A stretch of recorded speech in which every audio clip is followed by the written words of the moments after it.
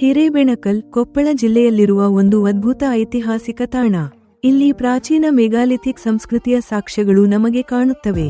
1200 ರಿಂದ 600 ಬಿಸಿಇ ನಡುವಿನ ಕಾಲಕ್ಕೆ ಸೇರಿದ ಈ ಸ್ಥಳದಲ್ಲಿ ಕಲ್ಲಿನ ಚಪ್ಪಡಿಗಳಿಂದ ನಿರ್ಮಿತ ಸಮಾಧಿಗಳಲ್ಲಿ ಮಾನವ ಅಸ್ಥಿಪಂಜರಗಳು, ಮಣ್ಣಿನ ಪಾತ್ರೆಗಳು ಮತ್ತು ಕಬ್ಬಿಣದ ವಸ್ತುಗಳು ಕಂಡುಬಂದಿವೆ. ಇದು ನವಶಿಲಾಯುಗದ ಅಂತ್ಯವನ್ನು ಮತ್ತು ಕಬ್ಬಿಣ ಯುಗದ ಆರಂಭವನ್ನು ಸೂಚಿಸುತ್ತದೆ. ಗುಹೆಗಳಲ್ಲಿ ಕಂಡುಬರುವ ಕೆಂಪು ಮತ್ತು ಕಪ್ಪು ಶಿಲಾ ಚಿತ್ರಕಲೆಗಳು ಮಧ್ಯಪ್ರದೇಶದ ಭೀಂಬೆಟ್ಕಾ ಗುಹೆಗಳ ಚಿತ್ರಕಲೆಗಳಿಗೆ ಹೋಲಿಸುತ್ತವೆ. ಹಿರೇಬೆಣಕಲ್ ಅನ್ನು ದಕ್ಷಿಣದ ಭೀಂಬೆಟ್ಕಾ ಎಂದು ಕರೆಯಲಾಗುತ್ತದೆ. ಇಲ್ಲಿ ಕಬ್ಬಿಣದ ಬಳಕೆಯ ಆರಂಭವು ಮಾನವನ ಪರಿವರ್ತನೆಗೆ ಸಾಕ್ಷಿಯಾಗಿದೆ.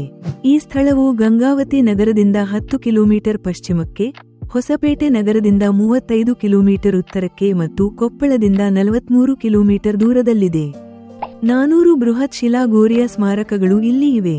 ಮೋರ್ಯಾರ್ ಗುಡ್ಡದ ಮೇಲೆ ಇರುವ ಈ ತಾಣವು 2021ರಲ್ಲಿ ಯುನೆಸ್ಕೋ ವಿಶ್ವ ಪರಂಪರೆಯ ತಾಣವನ್ನಾಗಿ ಮಾಡಲು ಪ್ರಸ್ತಾಪಿಸಲಾಯಿತು.